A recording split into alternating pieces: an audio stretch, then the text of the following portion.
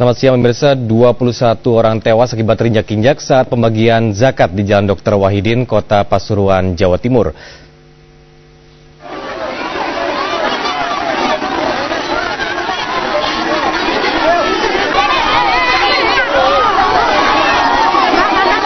Selain menelan korban jiwa, pembagian zakat ini juga menyebabkan puluhan orang lainnya pingsan karena terinjak-injak. Hingga saat ini sedikitnya 10 orang masih dirawat di rumah sakit. Pembagian ini dilakukan oleh seorang dermawan bernama Haji Saihoni. Dan saat pembagian, rumah Haji Saihoni didatangi ribuan warga yang berebut zakat. Pembagian zakat ini semula berjalan tertib, namun tiba-tiba ribuan warga saling berdesak-desakan dan mengakibatkan 21 orang tewas terinjak.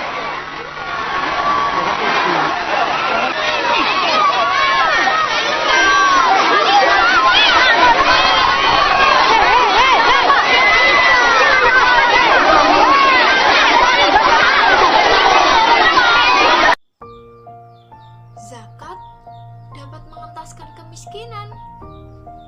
Bener gak sih? Siapa aja sih yang bisa menerima zakat? Lalu kemana ya uang kita selama ini? Assalamualaikum warahmatullahi wabarakatuh. Halo teman-teman, selamat datang di channel kami.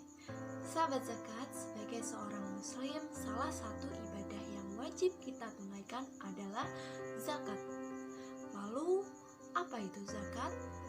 Seperti yang disebutkan dalam surat Al-Baqarah ayat 43 yang artinya, dirikanlah sholat, tunaikanlah zakat, dan rukuklah bersama orang-orang yang rukuk.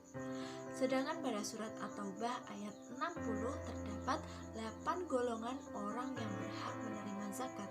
Ada fakir, miskin, amil, mu'alaf, hamba sahaya, muslim yang berhutang, para fisabilillah yang sedang berjuang di jalan Allah, serta ibnu sabil yang sedang kehabisan biaya di jalanan yang taat kepada Allah. Jangan mengumpulkan penerima zakat di suatu tempat kemudian dibagikan, sehingga nampak seperti pameran kemiskinan. Ini keliru. Mestinya diantar ke rumah atau tempat tinggal penerima zakat. Pendistribusian zakat tidak boleh dilakukan dengan rasa pilih kasih, sehingga golongan yang wajib menerima zakat dapat diberikan secara langsung. Karena itu, penyaluran zakat tidak boleh dilakukan berdasarkan kemauan pengelola zakat yang kemudian akan berdampak buruk, dan zakat harus bisa dihimpun secara maksimal dan bisa dikelola dengan profesional, serta disalurkan tepat sasaran sesuai amanah para muzaki. Agar zakat ini bisa menyelesaikan masalah-masalah lebih darurat dan harus didahulukan untuk diselesaikan, begitu pula zakat ini disalurkan kepada para duafa yang paling membutuhkan di antara yang membutuhkan. Pemetaan tersebut bisa dilakukan oleh lembaga zakat. Nah, lembaga zakat profesional seperti Basnas, Badan Amil Zakat Nasional, merupakan lembaga zakat pemerintah yang struktural yang bertanggung jawab langsung kepada Presiden. Dan sebagai pengelola zakat nasional, kemana saja ya penyaluran dana zakat yang dilakukan oleh Basnas? Agar pemanfaatan dana zakat dapat tepat sasaran dan berdampak signifikan terhadap kesejahteraan masyarakat, Basnas memiliki program sosial, ekonomi, dan advokasi.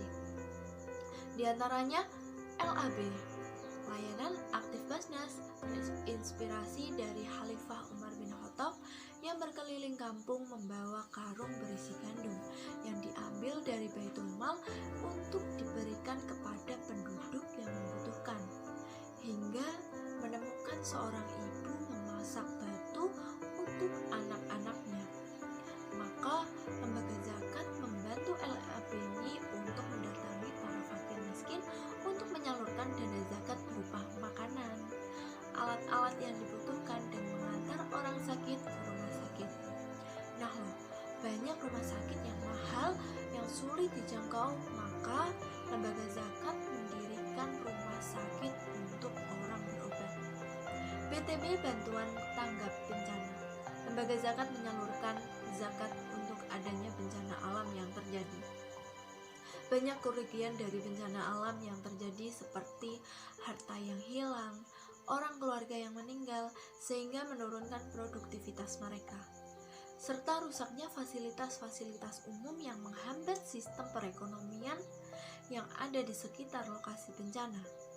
Maka, lembaga zakat hadir untuk merespon isu-isu bencana seperti tanah longsor, banjir, tsunami, dan lain sebagainya. Untuk program selanjutnya dapat terintegrasi terprogram pemberdayaan lanjutan seperti pendirian sekolah, beasiswa pendidikan.